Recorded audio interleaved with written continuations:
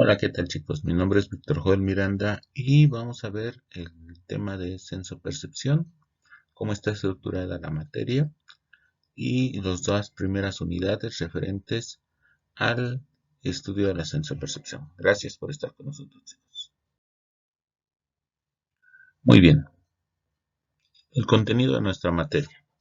A lo largo de este primer parcial nosotros vamos a estar estudiando lo que es el estudio perceptivo y el proceso, la percepción visual y el proceso perceptivo. Comprenderemos lo que son las bases fisiológicas y psicofísicas de la percepción, la estructura del ojo, el nervio óptico, ¿sí? Cómo se junta al quiasma óptico y cómo llegar hacia el núcleo geniculado lateral. Eso es lo que veremos el día de hoy.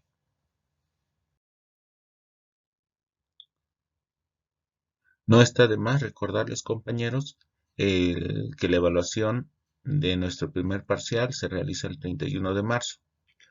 Esto es la entrega de las actividades de Classroom, que tiene un valor del 50%, y el trabajo. ¿Qué es el trabajo, chicos? Bueno, ya hemos mencionado que va a estar dividido en dos. Lo primero es el reporte de la experiencia sensorial que genera la lectura del libro, el perfume. En Classroom van a aparecer las características de qué es lo que se va a entregar por ese reporte. Como lo he mencionado, no es un reporte tipo resumen donde me platican de qué se trata la novela, sino de las experiencias que van generando la lectura de esta novela sobre ustedes. ¿Sí? El segundo parte del trabajo es el reporte del sentido del gusto y el olfato al hecho de que ustedes, eh, poniéndose de acuerdo con un familiar, vayan a realizar una actividad de alimentación, y esta actividad consiste en probar algo que jamás hayan comido, ¿sí? No tiene que ser nada desagradable, si así lo quieren intentar adelante, pero simplemente es la experiencia sensorial de no haber probado algo.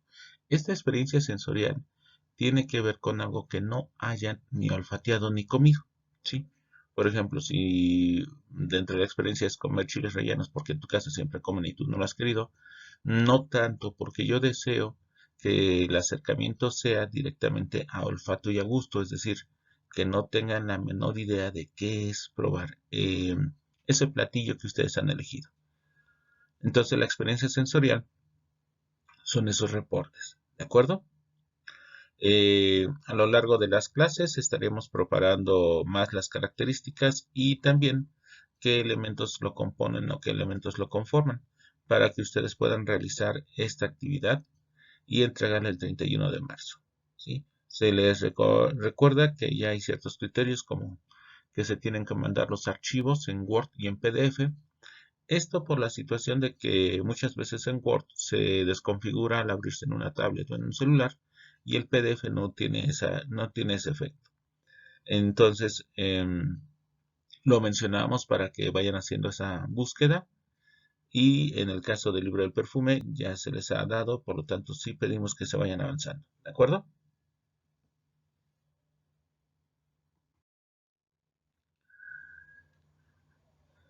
¿Qué es la percepción? Bueno, ya hemos dicho que es una función fisiológica y que está aunado a un proceso cognitivo. ¿Sí? ¿Por qué? Porque la percepción no solamente es la interpretación de los sentidos, sino cómo estos, junto con lo que es la memoria de largo plazo o el conocimiento, vamos a tomar una serie de acciones. Entonces, en este caso, chicos, es volver a recordarles que nosotros comenzamos desde el estímulo ambiental, que son todos los estímulos que hay a nuestro alrededor. Por ejemplo, en este momento, en tu casa, estás observando el celular o la computadora, pero además hay ruidos extraños, como puede ser que estén hablando familiares, los automóviles, licuadoras, lavadoras, etc. Todos esos es el estímulo ambiental. El estímulo atendido en este momento espero ser yo, al estar dándote la clase y que tú estés viendo este video. Entonces, ahí en ese momento, de todos los estímulos que hay alrededor, tu cuerpo a partir de receptores especializados, como por ejemplo son los ojos, como son los oídos, atienden a una señal o un estímulo en particular, que en este caso espero que sea mi voz y que sea mi clase. Como hemos mencionado, esto es gracias a que tenemos receptores especializados y entonces el estímulo llega a través de ellos. Por ejemplo, en el caso de la vista, pues la información te está llegando porque la luz se está reflejando en tus ojos. Ahora, para que se pueda procesar correctamente, pues indudablemente la luz no va a llegar directamente a los ojos, sino va a recibir una transformación de energía luminosa a energía química. Lo mismo pasa con el oído, que es de energía sonora a energía química. Bueno, primero sinestésica y después química. En este caso, a ese proceso se le va a llamar transducción.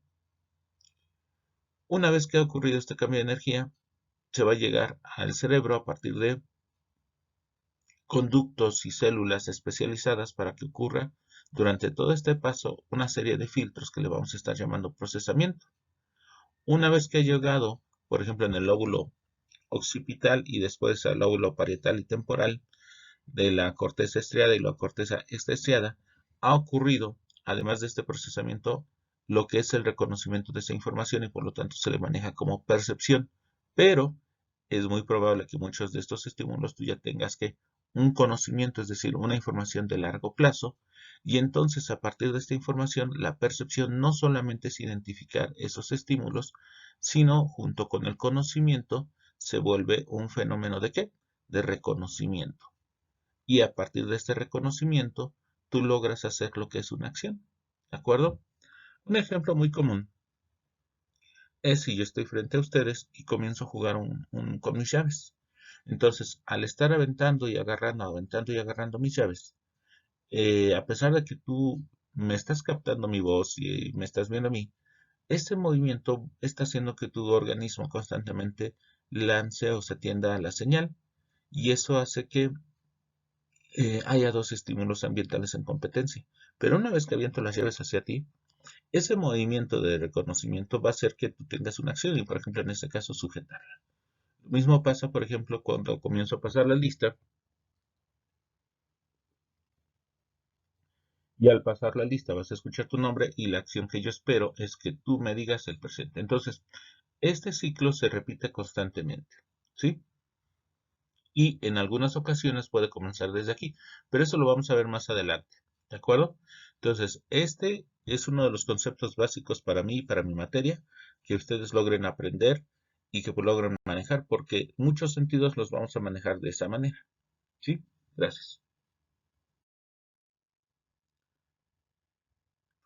Uno de los aspectos que son importantes en el estudio de la percepción es saber exactamente qué es cómo se analiza la percepción. Pues primero que nada vamos a entender hay diferentes tipos de métodos para haber estudiado la percepción. Si ustedes pueden observar, tenemos el método fenomenológico, el método fisiológico y el método físico. ¿Qué es esto de los métodos de estudio? Pues los métodos de estudio no son otra cosa que la forma en cómo se logró comprender que captábamos nuestros sentidos la realidad que nos rodea. Entonces, para esto fue necesario que los psicólogos fisiológicos, reflexionistas, etc., comenzaran a hacer trabajos también en el ámbito de la medicina y anatomía. Se logró comenzar a analizar qué elementos se rodeaban a la percepción y cómo poderla definir.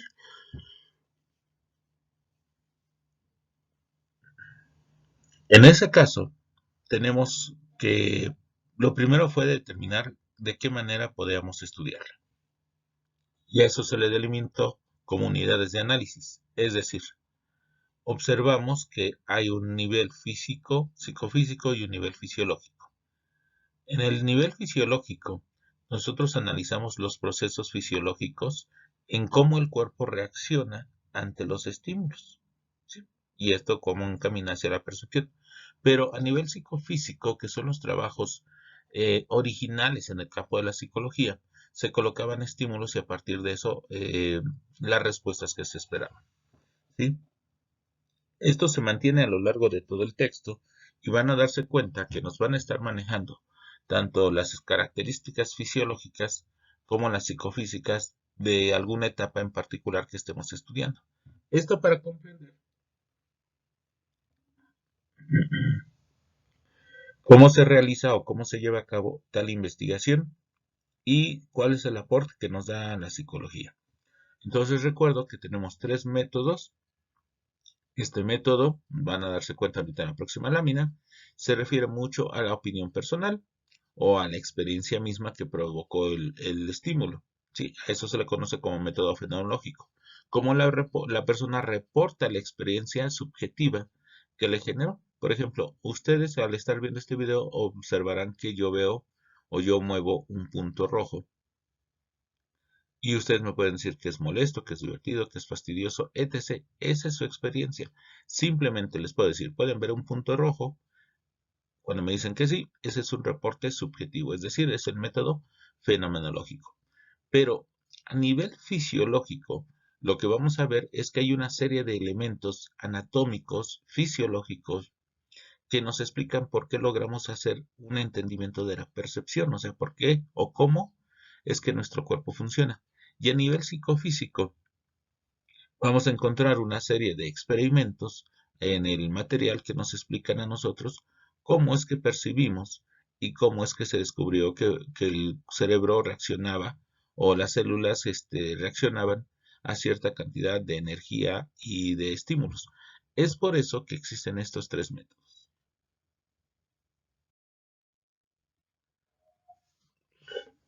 Como lo habíamos mencionado, aquí tenemos tres ejemplos de cómo se entiende cada uno de los métodos. En el ejemplo A, vemos el método fenomenológico. Al prender un foco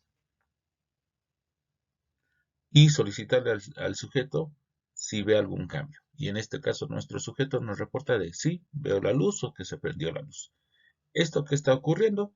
Básicamente que el método fenomenológico consistía en el reporte de los sujetos a la presentación de los estímulos. Ese método es una forma de trabajo muy antigua, pero que en algunos casos todavía se sigue manejando para saber qué reacciones ocurren en nosotros. ¿Sí? Sin embargo, en términos generales es poco preciso. Vamos a decirlo, es la prehistoria del estudio de la percepción. Un trabajo mucho más complejo fueron los que se realizó con los animales en anatomía comparada o en respuestas fisiológicas comparadas. Pero se le llama psicofísico porque hubo una relación directa entre el descubrimiento y cómo esto ayudaba o afectaba la percepción. Es entonces que, por ejemplo, a este gatito se le colocaba aquí un electrodo, el cual generaba una respuesta eléctrica que era registrada. Y al estar presentando, por ejemplo, barras, que son los estímulos en diferentes posiciones, el cerebro, o la posición donde estaba el electrodo, generaba una respuesta electrónica diferente. A eso entonces se le encontró que ciertas células podían estar afectando, estaban relacionadas con la orientación de ciertos objetos. Y es ahí donde se dio que había células especializadas a la orientación. Eso es un ejemplo, por ejemplo, del método psicofísico. En el método fisiológico, por ejemplo, observamos a un paciente en el cual entra en una cámara especializada en el funcionamiento neurológico. Durante el tiempo que se encuentra, se le van solicitando o se le van dando instrucciones o se le van presentando sonidos o luces y se está registrando el panorama general del cerebro, cómo está actuando, no solamente la parte estimulada, sino todas las demás.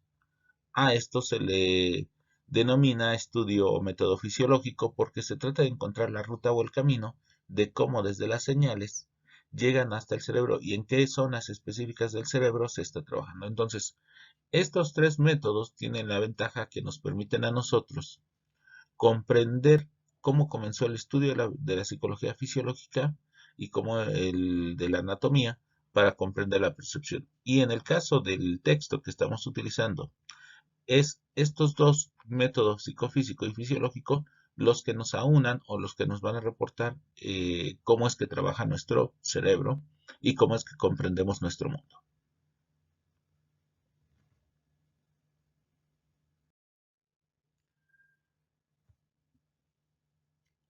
En el estudio del método psicofísico es importante mencionar cómo se descubrió que funcionaban los estímulos. Primero que nada es importante que recordemos que un estímulo es una señal que ocurre en el medio ambiente. Muy bien, es una cantidad de energía que ocurre en el medio ambiente y que nuestros receptores especializados, ya sea el olfato, el gusto, el tacto, los ojos, el oído, ¿de acuerdo? Van a reaccionar a esos estímulos. Pero ¿se han preguntado cómo es que nuestro cuerpo los detecta? Bueno, desde el estudio psicofísico hay un concepto que nos interesa a nosotros como el umbral absoluto. ¿Qué es el umbral absoluto? Es la cantidad mínima de energía que requiere un estímulo para ser identificado por un receptor, en nuestro caso, nuestro cuerpo, ¿no? Aquí vemos, por ejemplo, un sujeto que está cargando una pesa. Muy bien. Simplemente el hecho de cargarla está generando un cambio, ¿sí? Hay diferentes niveles de umbral absoluto dependiendo del tipo de estímulo, ¿correcto? Como nuestro caso simplemente es tener un panorama general, no deseamos ahondar sobre este tema, sino simplemente recordarles, ¿no? Que la cantidad mínima de energía necesaria para que un estímulo sea detectado depende de las características tanto del receptor como del estímulo. ¿De acuerdo? Ahora, también existe algo que se llama umbral diferenciado. ¿Qué es esto? El umbral diferenciado resultó del estudio de entender hasta dónde nuestros receptores, en este caso nuestro cuerpo, era capaz de comprender pequeñas diferencias entre los estímulos, ¿correcto? Por ejemplo, aquí observamos a una persona que se le está dando una pesa de 200 gramos y aquí una de 210. Aquí se está dando una de 100 gramos y una de 100 gramos con 5. Por equivalencias estarían similares. Sin embargo, hasta dónde es nuestro cuerpo capaz de encontrar las diferencias, es ahí donde nosotros comenzamos a ver cómo es que nuestro cuerpo analiza los estímulos y hasta qué cantidad de estímulos se genera. Entonces, un umbral diferencial nos permite ver qué es la diferencia entre un peso y el otro. Eso es fundamental para nuestro trabajo en la vida cotidiana, ¿sí? Si tú estás acostumbrado a comprar, por ejemplo, un kilo de huevo y un día te dan lo que es un kilo, pero tienes la sensación de que pesa menos y lo pones en una báscula y observas que así es gracias a este umbral diferencial. Es decir, tu cuerpo ha aprendido a diferenciar lo que son pesos en este ejemplo y por lo tanto notó la diferencia. Lo mismo ocurre con intensidades de voz, también ocurre con la intensidad de la luz. Muy bien, estas diferencias que se utilizan mucho para poder manejar nuestra cotidianidad. Ahora, una característica también de los estímulos es que hasta dónde nuestros receptores pueden procesar la mayor cantidad de energía. A eso se le ha llamado magnitud. ¿Por qué es importante saber lo que es la magnitud? Normalmente los aparatos, por ejemplo, pensemos en los celulares y los audífonos, eh, tienen un límite de sonido antes de provocar un daño. Eso es gracias al estudio de la magnitud. ¿Cuánto es la capacidad que tiene nuestro oído de cierta cantidad de decibeles antes de que sufran daño? Si no tuviéramos este conocimiento sobre la magnitud, pues indudablemente provocaríamos a la venta de estos aparatos pues una cantidad importante de sordera. Pero, por ejemplo, eso es algo que también tienen que ustedes teniendo en cuenta, que su cuerpo tiene una capacidad para percibir cierto tipo de estímulos hasta cierto nivel antes de que sufra daño. A eso le vamos a conocer como la magnitud. Entonces, Una de las preguntas que les puedo hacer muchas veces en un examen, ¿qué es un estímulo? Ya que vemos que es una cantidad de energía que se emite específicamente en el ambiente, ¿no? O sea, cualquier señal. Y que hay formas de estudiarlo a partir de lo que es el umbral absoluto, umbral diferencial y la magnitud, ¿de acuerdo? Y esto pertenece al método psicofísico. Esto, si se dan cuenta, es la primera introducción a este tema.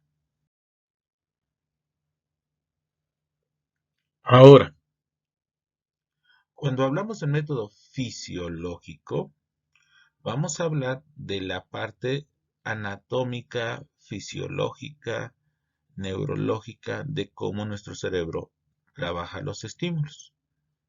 Esto es la parte inicial de nuestro trabajo. Y vamos a hacerlo así. Vamos a comenzar por algo muy sencillo, pero muy importante, ¿no? La sinapsis. Y cómo esto a diferentes niveles se hace o se muestra que la información de una célula a otra pasa a partir, por ejemplo, en este caso aquí lo vemos, de información eléctrica o bioquímica, ¿sí? Esto es importante porque a lo largo de la materia vamos a darnos cuenta que nos hablan tanto de ejercicios o experimentos psicofísicos como de los aspectos fisiológicos o anatómicos de la percepción. Es así que nosotros siempre estamos recordándole al alumno que es importante que en la materia aprenda los dos, tanto qué es el experimento y qué es lo que nos demostró el experimento psicofísico, y anatómicamente qué es lo que a nosotros nos sirve para entender la percepción. Y entonces así tenemos lo que es la unidad 2, pero particularmente aquí quiero hacer como una retroalimentación. Entonces, en el libro de Goldstein, el proceso de la percepción es este que ven aquí, pero también al mismo tiempo el autor nos menciona que hay zonas específicas de nuestro cerebro donde la información llega y se procesa. Por ejemplo, en el lóbulo occipital tenemos la información de primera mano, que es la corteza visual, ¿sale? Y así cada uno de los lóbulos, y aquí nos va marcando, ¿no? En qué funciones se realizan dentro del cerebro. Esto es la combinación de entre el aspecto del método psicofísico, aquí, y lo que es la anatomía.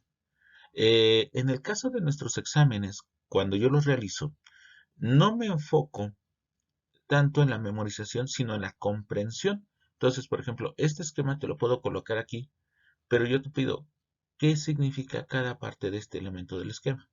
Y mientras, por ejemplo, en este caso sí te pido los nombres, pero te pido una explicación o un ejemplo de cada una de estas funciones.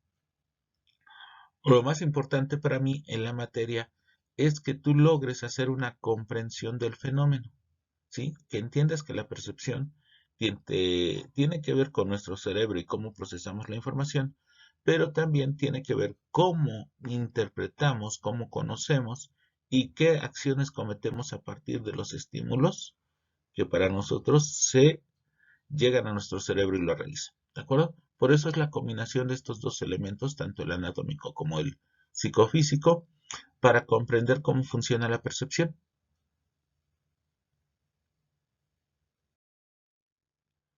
Ahora, en este momento, y como parte de las actividades de tarea de la tercera semana, es que ustedes me puedan dar un ejemplo de cómo funciona bajo el método fenomenológico, es decir, la experiencia, el proceso perceptivo. Esto ya lo hice con ustedes la clase pasada.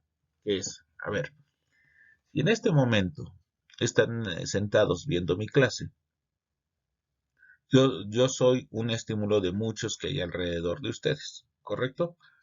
Entonces ahora no quiero que presten atención, amigos, sino cualquier estímulo. Por ejemplo, el aroma que te llega de la cocina. Muy bien. Y a partir de esto, tú me digas, usando el proceso perceptivo, ajá, por dónde va el recorrido de ese estímulo diferente a mi voz o que está compitiendo con mi voz, ¿de acuerdo? Y con mi presentación. ¿sí? Eso es que tú me logres explicar cómo la percepción, por ejemplo, de ese ruido de la licuadora, de ese olfato, oler, por ejemplo, el aroma que se desprende desde la cocina, ¿sí? ¿Cómo se percibe? Eso es lo que tú me dirías para el método fenomenológico. Y que es, por ejemplo, lo que yo les voy a pedir de reporte del libro del perfume y del libro, perdón, y de la actividad de probar o comer algo diferente. Que utilizando el método, el proceso perceptivo puedan explicarme qué es lo que percibieron, es decir, su experiencia personal, su experiencia subjetiva, y a eso le llamamos método fenomenológico. Pero quiero que hagan un ensayo, o sea, por ensayo me refiero, a ver, intenten hacerlo ahora, ¿no? Explíquense a ustedes mismos cómo es que logran percibirlo y para eso, pues otra vez empezamos de estímulo ambiental, estímulo atendido, estímulo en los receptores, transducción, procesamiento, percepción, conocimiento, reconocimiento y acción. Y cómo cada una de las etapas de ese estímulo pasó para que tú me puedas decir, sabe salado, sabe dulce, sabe picante, sabe agridulce, ¿correcto? En el caso del alimento. Y en el caso del libro del perfume, sería que me expliques, por ejemplo, cómo el conocimiento que tienes de los objetos que se van describiendo a lo largo de la novela son capaces de generarte en ti algunos cambios. Yo no te puedo decirlo porque solamente es posible si estás leyendo la novela. Como yo les he comentado, leer esa novela 10 minutos diario, 15 minutos, pero realmente en concentración, que te vayas imaginando cada uno de los elementos que te van describiendo, va a ser posible que ocurra en ti un proceso que vamos a explicar más adelante, pero que si tú no lo lees la novela diario y vas haciendo esto, no va a ser posible que se genere. ¿De acuerdo? Por eso no lo puedo estar avanzando, que es lo que quiero. Pero son ejemplos del método fenomenológico. Ahora, eh, también podemos hacer ejemplos de cómo identificar el umbral absoluto y el umbral diferencial. Sin embargo, esto sí me gustaría hacerlo con ustedes en vivo y les voy a pedir materiales en específico. De eso se trata mi materia y de eso se trata este primer parcial. Ustedes preguntarán, profesor, ¿y qué tienen que ver entonces los videos que usted nos presentó acerca del autismo, por ejemplo? Bueno, una de las cuestiones importantes en el tema del autismo es que estos pequeñitos o estos niños tienen dificultades severas para procesar la información sensorial del mundo que los rodea. Una de las cosas que vamos a ver en el próximo capítulo que vamos a iniciar es que la percepción no trabaja al mismo nivel siempre con los mismos estímulos y con la misma intensidad ante todos los estímulos. Sin embargo, pareciera que en el autismo se rompe esta regla y que los estímulos son percibidos con la misma intensidad. Es decir, pareciera que del estímulo atendido no hay la capacidad de hacer un estímulo, del estímulo ambiental no hay capacidad para hacer un estímulo atendido, sino que todos fueran atendidos. Esa es una forma de interpretarlo. El otro, el niño con autismo se focaliza tanto en un estímulo atendido que pierde el contexto de todos los demás y eso también le genera problemas para la toma de decisiones y la interpretación del mundo que lo rodea. Entonces es aquí donde nosotros vemos cómo la percepción nos va a ayudar a comprender cómo cierto tipo de alteraciones pueden ser manejadas a partir de ayudar a los niños a integrar esas percepciones. Por eso, el comenzar a ver videos sobre patologías, sobre trastornos, y poco a poco irnos encaminando hacia ella para entender cómo desde la psicología y el estudio de esta materia nos da un entendimiento de lo que pasa a nuestro alrededor y cómo podemos usarlo para con otros menores o con otros niños en el futuro de la materia. ¿De acuerdo?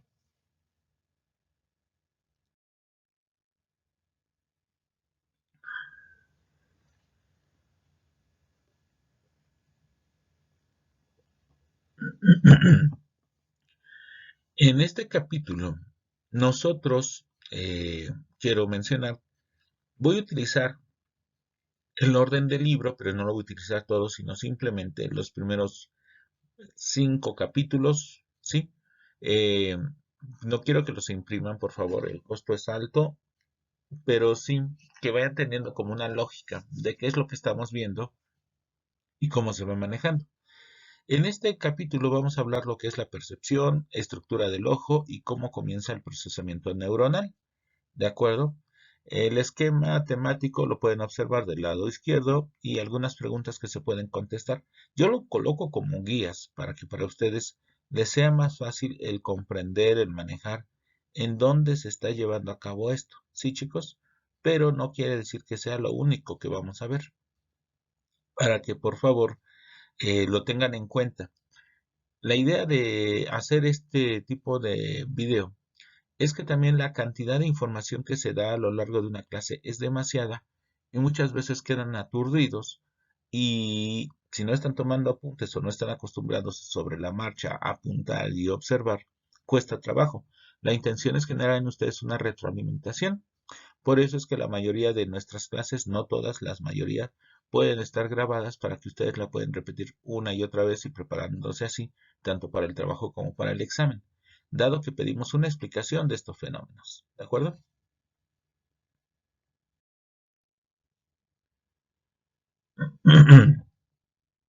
Uno de los primeros aspectos que yo quiero que observen es que aquí, en este esquema, ha ocurrido una ampliación de lo que es nuestro proceso perceptivo. A lo largo del libro, y por eso he colocado la foto, nos van explicando el autor cómo en este capítulo 2 vamos a ver desde el estímulo atendido hasta el procesamiento de los estímulos, es decir, la traducción, en este caso del ojo. Cómo sirve, cómo funciona el ojo, para que entendamos cómo es esa transformación de la energía. Posteriormente, cómo llega al núcleo geniculado lateral y a la corteza estriada, y eso sería nuestro capítulo 3. Y ya en la corteza estriada, cómo la información viaja de la corteza estriada a la extraestriada y del lóbulo occipital al lóbulo temporal y parietal para que ocurra la modularidad y el conocimiento. Y a partir de esto, la percepción, reconocimiento y acción. Si se dan cuenta, estos son capítulos de nuestro libro y por eso les comentaba, ¿no? Nos va a ayudar a que nos vayamos guiando. Quiero aclarar que este libro es de nivel de media dificultad, entonces no sería un libro que lees en 5 minutos y ya puedes tener claramente tu resumen. Hay que irlo comprendiendo, hay que irlo manejando. Yo en este caso lo que hago es generar una serie de preguntas y que ustedes las vayan buscando y de esa manera vayan comprendiéndolo.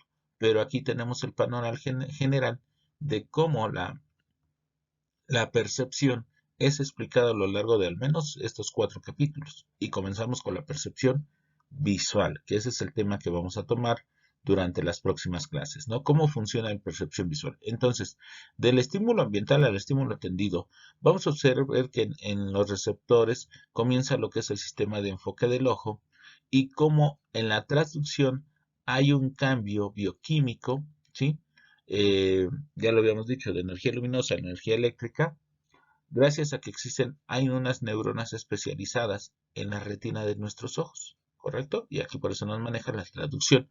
Entonces, eso es lo que vamos a ver hoy. Y parte de cómo esa energía o ya este cambio bioquímico de información no se queda en los ojos, sino comienza su viaje hacia el cerebro. Eso vamos a comenzar a verlo también en el capítulo 3 cuando entramos directamente a lo que es el núcleo geniculado. Entonces, el día de hoy vamos a ver este apartado. ¿Sí? Muy bien. Continuamos. Para comprender ese apartado que acabo de yo de describir, vamos a utilizar el método fisiológico para el estudio de la percepción, ¿sí? Que es decir, las partes anatómicas. Vemos así entonces un estímulo atendido. Aquí se nos muestra que es un café. De ese estímulo atendido va a nuestros receptores. ¿Cuál es nuestro receptor? Particularmente el ojo. ¿Sí? Aquí en el ojo va a ocurrir una transformación, ya hemos dicho, de energía luminosa a energía bioquímica o bioeléctrica. Y entonces en esta transducción o transformación, por favor acuérdense del término transducción, va a comenzar un camino hacia el cerebro. Todo ese camino se le va a llamar procesamiento. ¿Sí? Y esto es gracias a que ocurre una serie de elementos. En el caso de la percepción visual, uno de los aspectos fundamentales, además de la estructura del ojo, va a ser el núcleo geniculado porque va a funcionar como un filtro que va a manejar la información perteneciente de ambos ojos y la va a filtrar y mandar hacia la corteza del área visual. ¿Sí?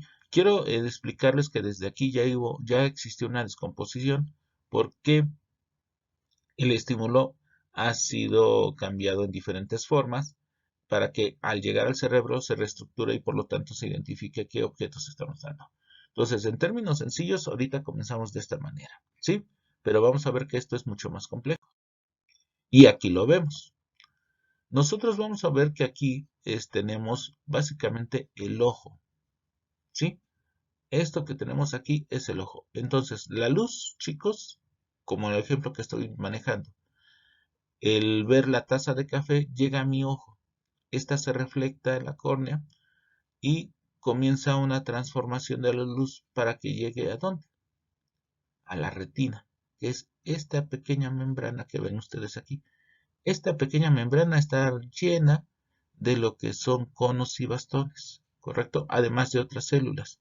Aquí en este esquema comienzo a usarlo de una forma muy sencilla para que ustedes tengan idea. Entonces, una vez que lleguen los haces luminosos, aquí hay un bioncambio de luz luminosa a eléctrica, ¿sí? Y esto genera la traducción en esta zona. Una vez que la información, ¿sí? Aquí observada, comienza ese procesamiento, se va a dirigir por el nervio óptico, y aquí no lo mencionan, me paso para este lado, lo manejan aquí en el nervio óptico y va a comenzar su camino hacia el cerebro, pero observen esto, al tener dos ojos, la información de ambas células se cruzan en este punto que se llama quiasma óptico. Y entonces es importante porque es la explicación por lo cual nosotros tenemos una visión periférica, tenemos una visión como muchos depredadores que nos permite simultáneamente observar dos estímulos de cada uno de nuestros ojos. Es gracias a esto, a la unión del quiasma óptico. Pero aquí no se procesa, aquí simplemente se junta la información proveniente de las células ganglionares. Las células ganglionares se encuentran aquí, pero también se van a encontrar en el núcleo geniculado lateral y básicamente son las encargadas de analizar estructuras como tonos, color, particularidades, es decir, la información que los conos y bastones manden. Entonces vemos que la información baja aquí y la mitad se va hacia un lado y la mitad se va hacia el otro. Lo mismo pasa con esto. Va hacia este lado, que es el mismo lado, ipsolateral, y va al otro lado, que se le llama contralateral. Entonces aquí tenemos que la información ya ha llegado a estas pequeñas estructuras llamadas núcleo geniculado lateral. Estas pequeñas estructuras se van a encargar de analizar como primer filtro las características de orientación, detalle y forma. Mientras que aquí tenemos en la retina estructuras muy complejas, además del núcleo de las células ganglionares, tenemos conos y bastones. Ahora, ¿qué pasa? ¿Se queda toda la información aquí en el núcleo lateral? Claro que no. Se va a dirigir hacia la corteza estriada para seguir su camino. Si se dan cuenta, entonces acabo de describir el proceso perceptivo desde estímulo atendido, ya dije la taza de café, estimulación de los receptores, dije que la luz entraba del ojo. La luz cambió a energía eléctrica gracias a los conos y los bastones y es transportada por las ramificaciones de las células ganglionares, ¿correcto? A eso le hemos llamado transducción. Una vez que va en este caminito, esa información llega al núcleo geniculado, todo esto se le llama procesamiento. Una vez que es filtrado aquí y sigue caminando hacia acá, sigue siendo procesamiento. Y una vez que ha llegado a la corteza visual de el lóbulo occipital, en la corteza estriada vamos a encontrar que ocurre ya, además del procesamiento de la percepción. Todavía nos faltan otros pasos, pero la intención es que yo quería que ustedes vieran cómo en segundos la información visual está llegando a sus ojos, ¿sale? Y cómo se transforma tan rápido y se descompone tan rápido para que sea analizada. Si se dan cuenta, hemos analizado casi todo ya el proceso perceptivo, ya no me falta el reconocimiento, me falta la acción, ¿sí? Es por eso que es tan importante el estudio de la percepción, porque alguna falla, algún daño, alguna alteración en alguno de estos niveles y tendremos dificultades para la percepción.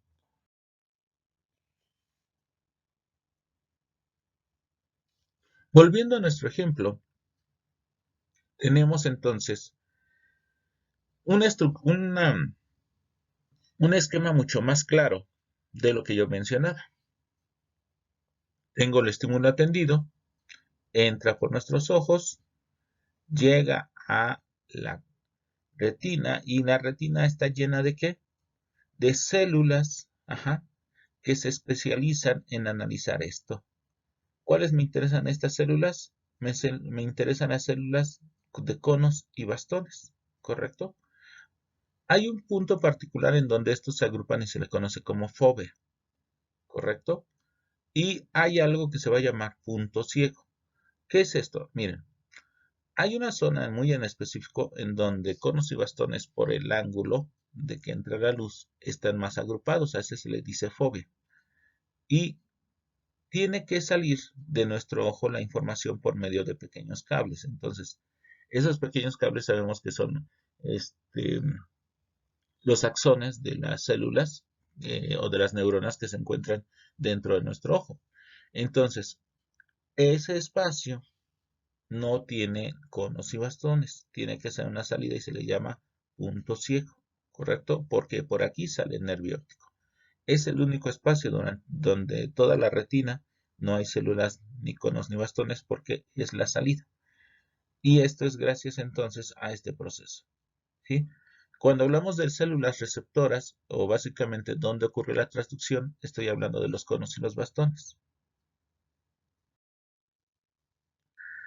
En un esquema mucho más complejo, podemos ver ese espacio en donde como los rayos luminosos van a tocar primeramente a las células ganglionares, ya les había hablado de ellas, y cómo la información va siendo procesada para llegar a lo que son los conos y los bastones.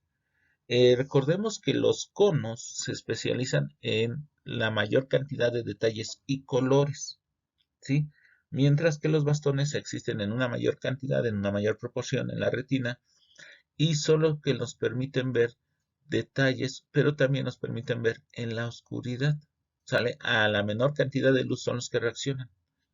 Es por eso que a nosotros nos permite observar o tomar decisiones. La importancia de los conos es que nos van a tomar o nos va a permitir que nos especialicemos en las características del color y detalles, mientras que los bastones nos van a permitir una mejor visión, aun cuando la iluminación sea muy baja. ¿Correcto? Esa es una forma de sintetizar. Y aquí quiero que observen cómo la estructura de la retina permite el cambio o la transformación de luz. No lo preguntaría como tal, pero sí quiero que se den una idea de cómo ocurre en unos milisegundos la transducción. ¿Sale? Ahora, una de las cuestiones que va a ser muy importante es cómo se organizan las células que están dentro del ojo. Piénselo tantito. Si cada célula que está dentro del ojo mandara una pequeña rasgo de información hacia el núcleo geniculado lateral y hacia el cerebro, tendría que ser gruesísima. Lo que ocurre, y aquí lo estamos viendo, es que las células comparten información.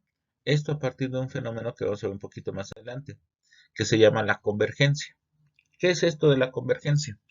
Es cuando una célula se une a otra y mandan en su conjunto la información. Básicamente aquí estoy hablando más de la función de los bastones. Como yo les mencionaba, en la retina tenemos más bastones que conos. Entonces, ¿qué es lo que hace? Que la información recabada por cada uno de los bastones se agrupa y se manda como un todo. A esa agrupación se le llama convergencia, ¿sí? Y la finalidad es poder utilizar menos espacio, pero una mayor cantidad de información. Esto, como habíamos mencionado, y aquí lo pueden ver, están colocados en lo que es la retina. algo que me es importante mencionar es que la mayoría de los bastones, de los conos, estas células especializadas en el color, están agrupadas en la fobia, ¿correcto? Y nos va a ayudar a observar cómo es que la información que se manda hacia el núcleo geniculado es a partir de eh, la unión o la sinapsis de varias de estas células, ¿sí?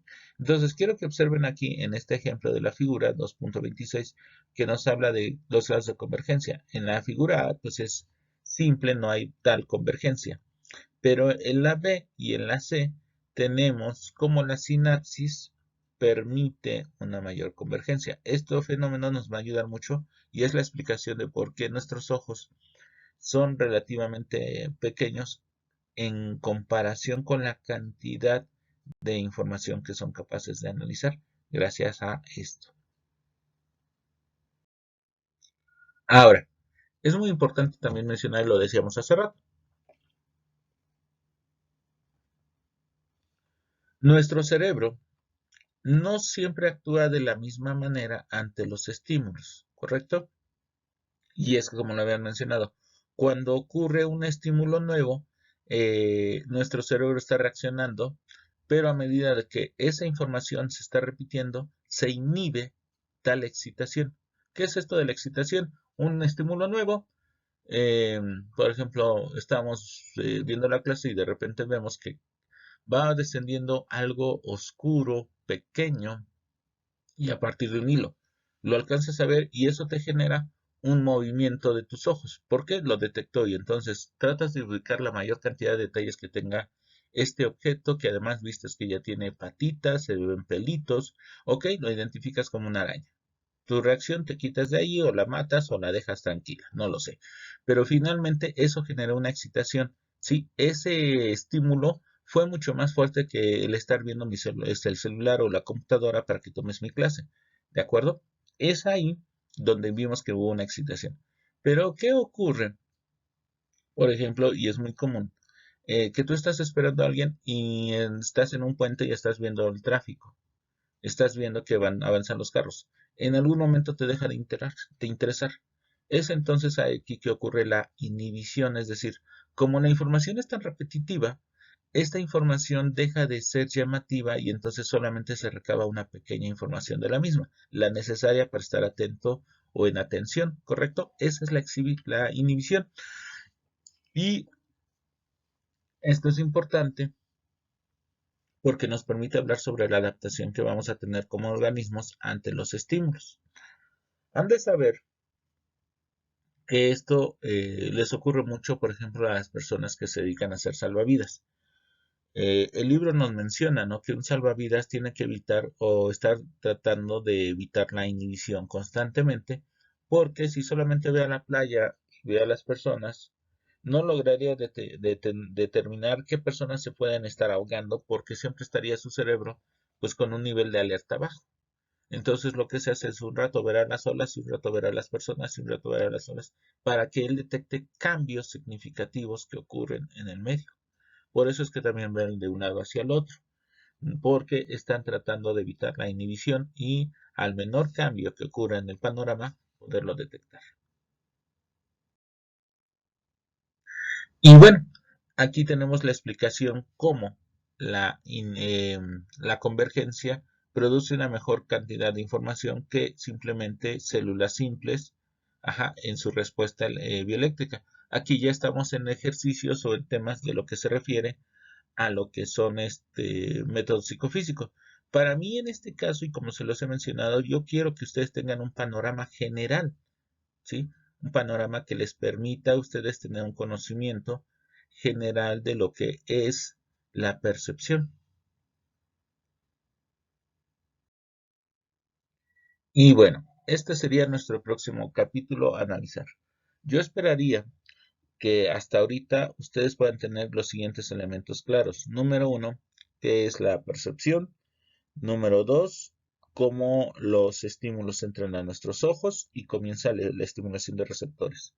¿Qué receptores en específico me interesan? Pues me interesan lo que son conos, bastones y células ganglionares, ¿correcto?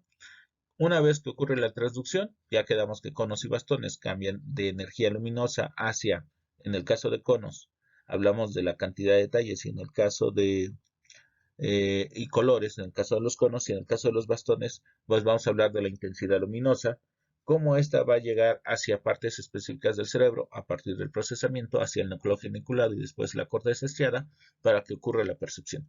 Eso es particularmente lo que yo quiero que ustedes vayan aprendiendo. Entonces, yo esperaría que la clase de hoy les haya sido de utilidad y nos vemos la próxima clase. Muchas gracias chicos con un tema nuevo que es el capítulo 3.